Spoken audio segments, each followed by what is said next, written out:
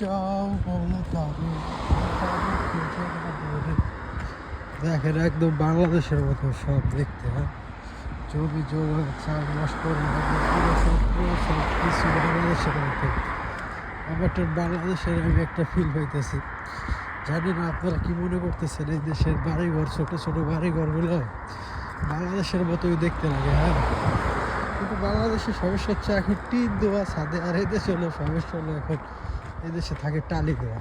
এতটুকুই ডিফারেন্স, কিন্তু সিস্টেম একই, বুঝছেন। এখানে জঙ্গলগুলো বাংলাদেশের মতো লাগে আমারটা, সেম টু সেম বাংলাদেশ।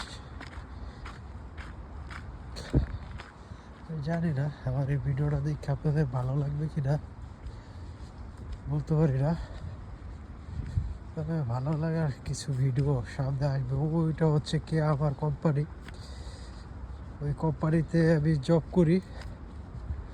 তো হচ্ছে আমার কোম্পানি বলাটা আমার ভুল হয়েছে, আমি ওই কোম্পানিতে জব করি, কোম্পানির মালিক অন্য কেউ। ওইটা হচ্ছে কাজে যেতেছি। আর একটা কোম্পানি আছে এখানে, দেখা যাইতেছে না, ওই যে লাল লাল দেখা যাইতেছে, ওইটাতেও কাজ করি। একই কাজ, আমাদের দিতার কাজ। দিতা তো আপনারা বাংলা ভাইরা বুঝবেন না, যারা ইতালিতে না থাকেন, এই ধরনের কাজ বাজ না করে তারা বুঝবেন না।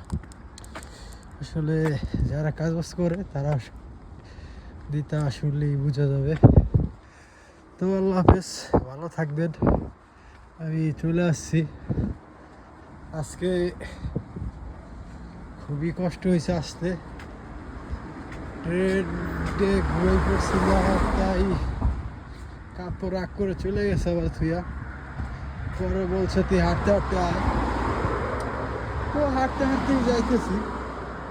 কি আর করার, কাজ তো করতে হবে না, আসছি কাজের জন্য। তো হাঁটতে হাঁটতে যাইতেছি, ভাবলাম মাঝে একটা ভিডিও বানাই, তো আপনাদের মাঝে তুলে ধরলাম। ভালো লাগলে লাইক শেয়ার দিবেন। হ্যাঁ, আল্লাহ হাফেজ।